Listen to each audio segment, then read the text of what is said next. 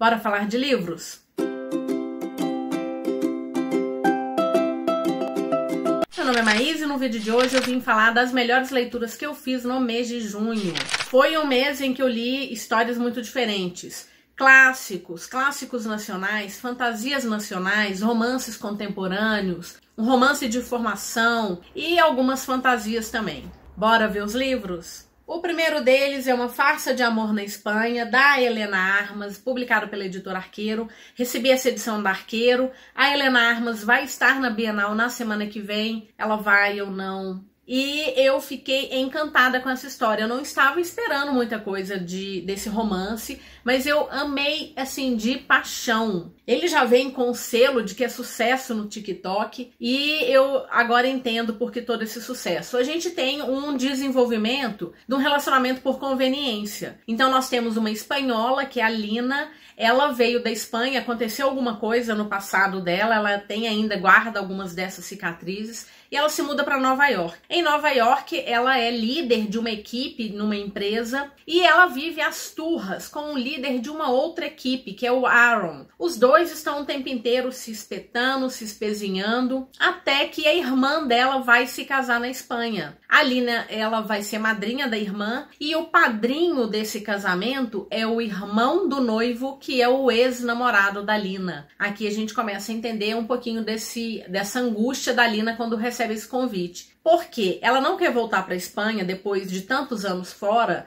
e continuar sendo apontada como alguém que não superou esse ex-namorado. Principalmente que o ex-namorado vai estar carregando a noiva dele. Ela está conversando com uma amiga sobre esse problema e o Aaron escuta essa conversa e se prontifica aí como um namorado de mentira. Claro que ela acha que é uma brincadeira dele, que ele tá trolando, porque afinal de contas os dois nem amigos são, quando muito colegas ali de empresa. E acaba que depois de alguns embates assim bem engraçados, ele vai embarcar para a Espanha sim. Algumas pessoas vieram me acompanhar nessa leitura e todo mundo gostou bastante. Claro que em alguns momentos a gente ficou um pouco incomodado porque a Lina, ela se mostra muito imatura e a humanização dela acontece de fato da metade do livro em diante. Aí a gente consegue entender uma série de ações dela, de atitudes dela que parecem imaturas, mas que têm como catalisador tudo que ela já tinha sofrido na Espanha. Inclusive, é uma discussão muito interessante, a própria Lina levanta que ela passa por uma situação porque ela é mulher e está numa situação hierarquicamente inferior ao relacionamento que ela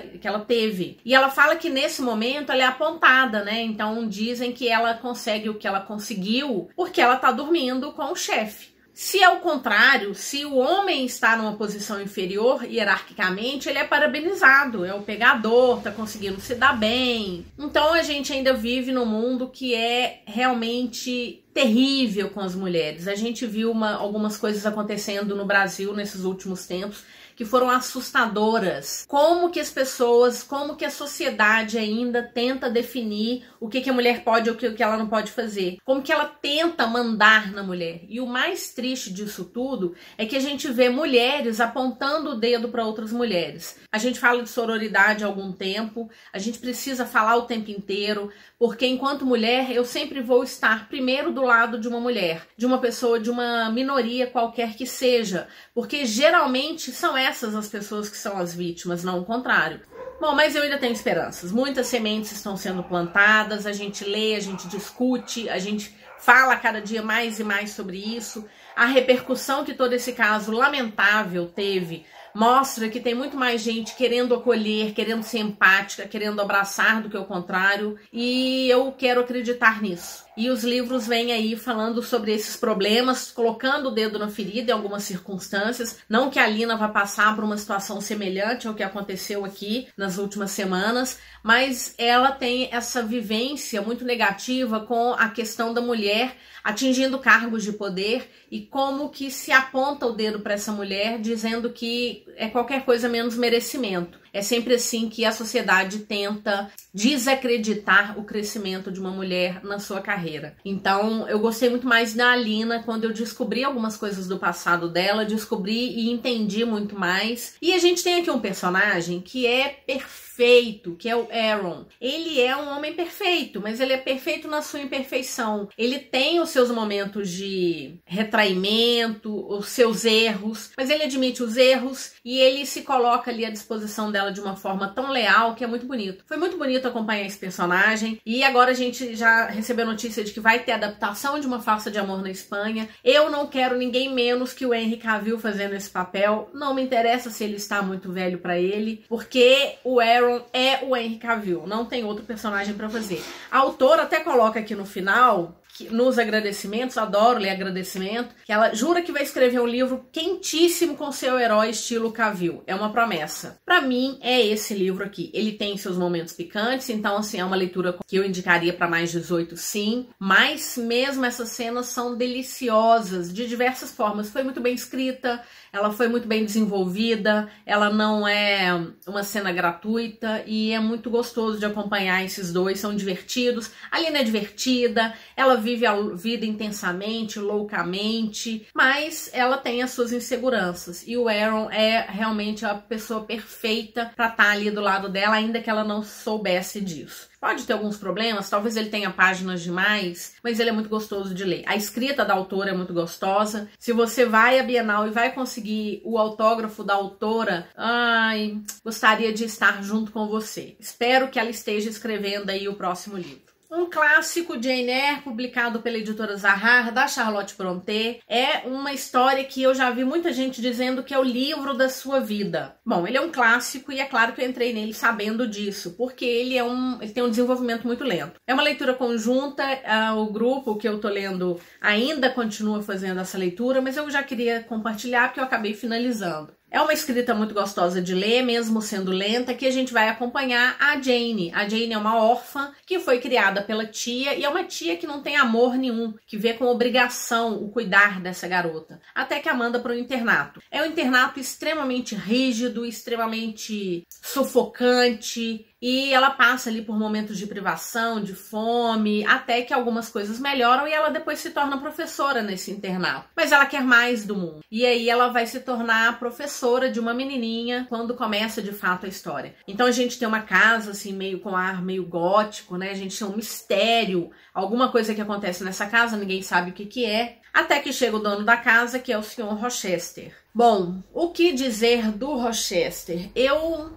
não consegui gostar dele, porque, bom, eu entendo que essa história clássica, ela foi escrita no século XIX, mas eu acho ele arrogante demais, a forma como ele trata a Jane, né, como uma empregada, é professora de uma protegida dele, uma menininha que é protegida dele, a forma como ele deixa que os convidados tratem a Jane, porque depois ele recebe alguns convidados, enfim, mesmo que depois ele justifique todas as ações, eu não gostei muito dele, não. E eu achei que o plot em relação ao Sr. Rochester é muito maluco, não me convenceu. A Charlotte Brontë é irmã da Emily Brontë, que escreveu O Morro dos Ventos Vivantes, que é uma história também carregada. Mas eu acho que o plot que a gente tem aqui, ele não é um plot que convence a gente. Eu, sinceramente, achei uma reviravolta muito tirada do chapéu. Bom, depois a Jane vai conhecer um outro personagem que também me irritou bastante. Também entendo que a gente está falando de uma época aí em que talvez a pegada religiosa fosse bem mais profunda ou aprofundada, mas me pareceu algum momento ali um pouco de fanatismo também. Esse personagem propriamente é muito fanático e ele tá carregando aquela bandeira de que eu vou levar a voz de Deus, a palavra de Deus para aqueles ignorantes. Se não me engano, ele tá de partida para a Índia. Então ele quer levar para a Índia a palavra de Deus, que é a palavra que vai libertar, que vai salvar todo mundo. A gente tá aí com uma pegada de colonialismo bem forte, que eu entendo que seja o normal para quando a história foi escrita. Mas a gente não pode deixar de mencionar. Em relação ao final, eu gostei. Eu tava preparada para não gostar, tava muito preocupada com esse final, mas eu gostei dele. Mas não foi uma história perfeita pra mim. E antes que alguém diga aí que eu não li direito, talvez não tenha lido, mas nenhum livro ele é unânime. Não vai ser pra todo mundo. Eu respeito a história desse livro.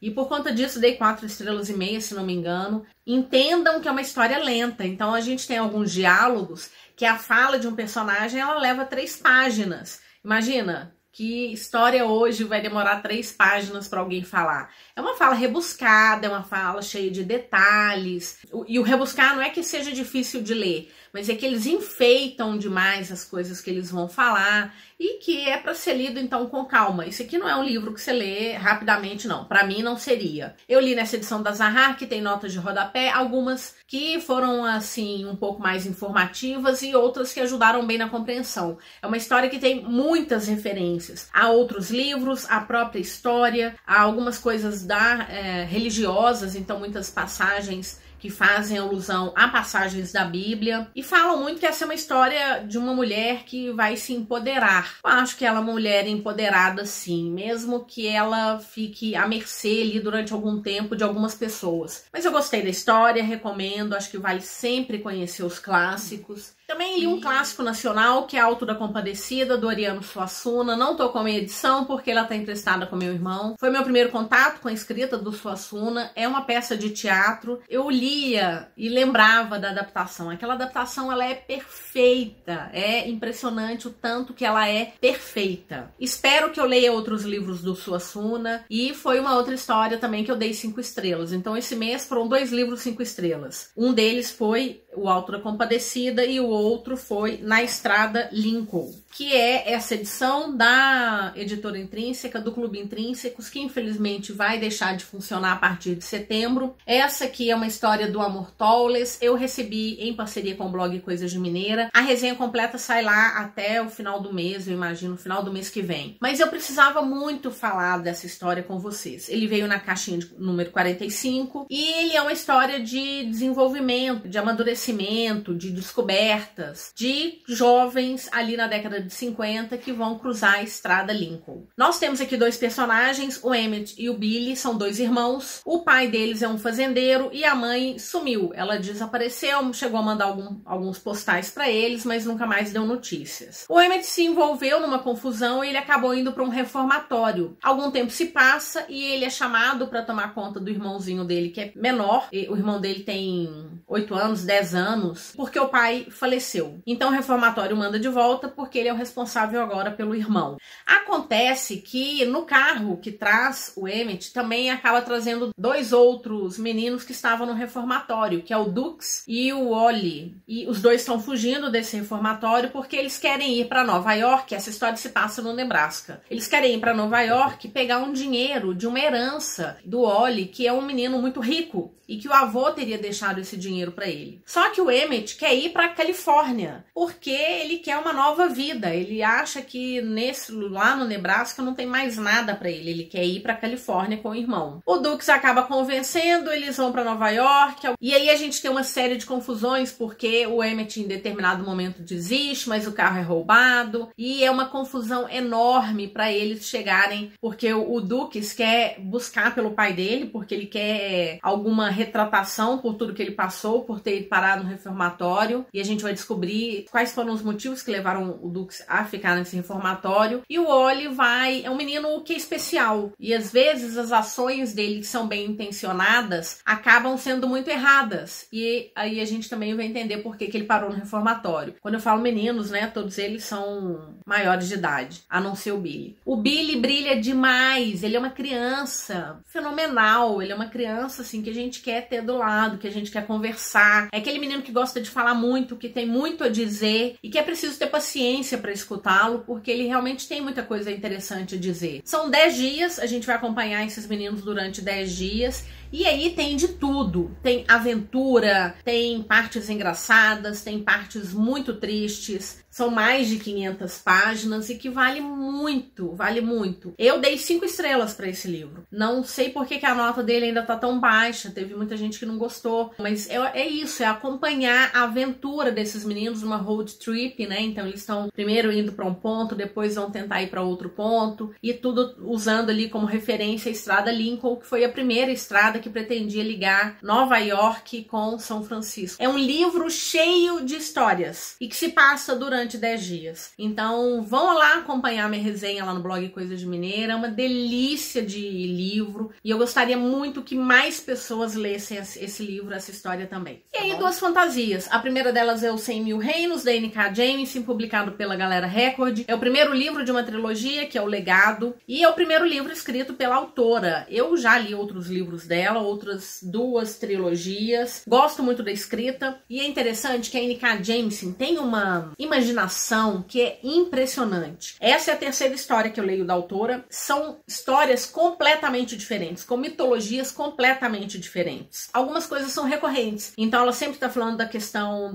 do racismo, do colonialismo, do machismo. Então algumas denúncias dela aparecem em todas as histórias. Mas a mitologia em si é muito diferente. A gente tem um mundo, um império, em que as cidades são governadas por uma cidade que está suspensa, porque é uma cidade que é protegida por deuses. Houve há muitos anos atrás uma guerra dos deuses, nós tínhamos 3 deuses primordiais. Um desses deuses morreu e os outros 2 se tornaram inimigos. E um deles foi aprisionado num corpo humano. E ele é escravizado pelo imperador. Além dele, nós temos também outros deuses que são chamados de filhos dele, que também estão nessa posição de escravizados. Esse imperador tem uma filha, essa filha se apaixona por uma pessoa que não era da nobreza e por amor ela acaba deixando esse império, vai morar numa cidade aí distante do pai dela. Ela se casa, ela tem um filho, uma filha na verdade, Eiene, e aí um tempo depois o pai dela morre, depois a mãe dela morre e ela é convocada pelo avô porque ela vai ser definida como uma das herdeiras dele. E aí teremos uma competição entre 3 pessoas e uma delas poderá se tornar o próximo imperador. Então a gente tem Eiene e mais 2 primos. Bom, a Iene, ela sabe que ela pode estar caindo numa armadilha, porque esse avô ela nunca conheceu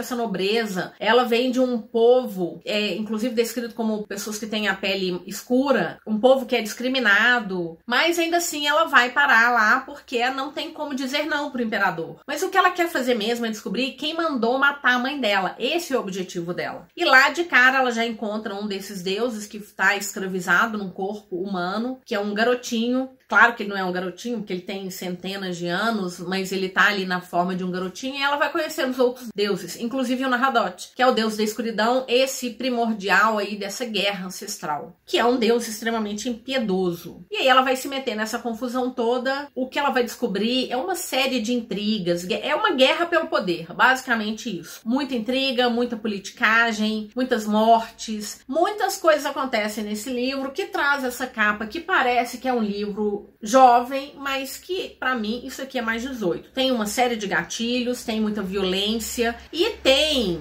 o que pra mim é uma sugestão de incesto, porque esses 3 grandes deuses, eles se chamavam de irmãos, mas eles também tinham relações que eram muito mais do que relações fraternais. Claro que a gente tá falando de deuses e que não existia uma relação sanguínea, essa é uma relação nossa, não é uma relação de deuses. Mas era uma coisa assim, porque eles se chamavam de irmãos, e se chamavam de amantes, e chamavam de filhos, e chamavam de amantes. Então é muito confuso para nossa mente pequenininha de seres humanos entender o tamanho da relação que existia entre esses deuses. Eu entendo que não é incesto puramente, porque isso é uma definição dos nossos laços sanguíneos e ela não se aplica aos deuses. Mas elas acontecem, então vale a pena sim falar que tem esse gatilho. Gosto da Iene, acho que ela é forte e eu acho que o final tem muito mais relação com a ação de outras pessoas do que a força dela mesma. O fato é que eu já coloquei Os Reinos Partidos na minha lista de leitura do mês de julho e já estou com um outro livro da N.K. Jemisin, que a Morro Branco acabou de lançar, que é Lua de Sangue, o primeiro livro de uma trilogia. Estou empolgadíssima para ler esse livro e aí eu vou ficar órfã das histórias da N.K. Jemisin, esse que é o fato. Mas de uma gigante dentro da fantasia, da ficção científica, que nos agradecimentos dela, ela coloca, né, agradecimentos póstumos a Octavia Butler por ir na frente e mostrar ao resto de nós como se faz. Por isso vale muito a pena ler qualquer coisa da N.K. Jemisin, da Octavia Butler. E por último, A Era da Escuridão, publicação da Suma, da Kate Rose Poole. A gente também tem o primeiro livro de uma trilogia. Os 2 primeiros livros já estão publicados publicados aqui no Brasil. O segundo é O Domínio das Sombras, que eu já comecei a ler. Bom, aqui a gente tem uma fantasia. É um mundo em que existiam profetas. Esses profetas ajudavam os reinos a tomar decisões e eles guiavam, davam conselhos. Eles deixaram uma última profecia e desapareceram. 100 anos se passam, eles deixaram então uma última profecia que diz que aparecerão algumas novas pessoas e uma delas pode ser responsável por trazer a nova Era da Escuridão. Mas uma delas também pode ser o responsável por acabar com essa Era da Escuridão. E é assim que a gente conhece nossos 5 personagens. Um príncipe exilado, um jogador exímio de cartas, uma assassina, uma personagem que está ali à beira da morte e um guardião. Cada capítulo é narrado por um desses personagens. No início eu achei um pouco difícil porque são muitos personagens, muitos lugares, muitas coisas acontecendo, mas depois que a gente entra dentro da história fica muito gostoso, principalmente porque 2 desses personagens são uma delícia de acompanhar. Às vezes eles estão no mesmo local, às vezes eles estão completamente distantes, a história deles vai se emaranhando. Eu gostei bastante da história, não é à toa que eu já comecei a ler o segundo livro e eu espero em breve estar comentando com vocês porque o segundo livro é melhor ainda. Mas foi 4,5 estrelas. Eu não favoritei porque, por mais que eu entenda que é um livro de apresentação, em alguns momentos eu fiquei meio perdida assim. Mas de qualquer maneira, 4,5 estrelas.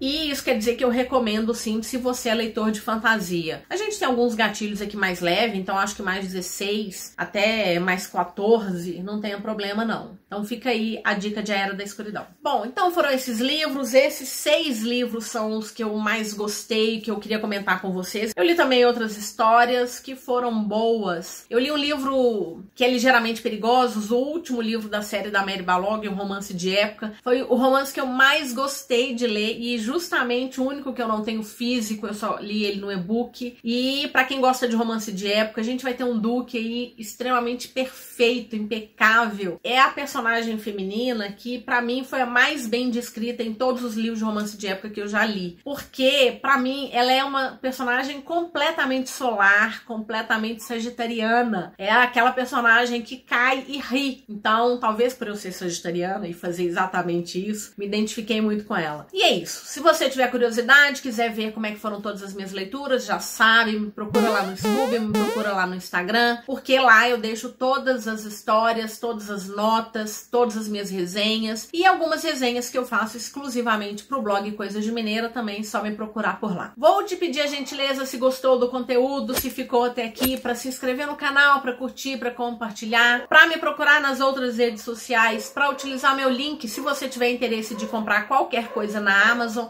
Isso me ajuda demais e você não paga nada mais por isso. E bora conversar. Gostou das minhas escolhas? Quais foram as melhores leituras que você fez no mês de junho? Muito obrigada, te desejo boas leituras e nos vemos no próximo vídeo. Até mais!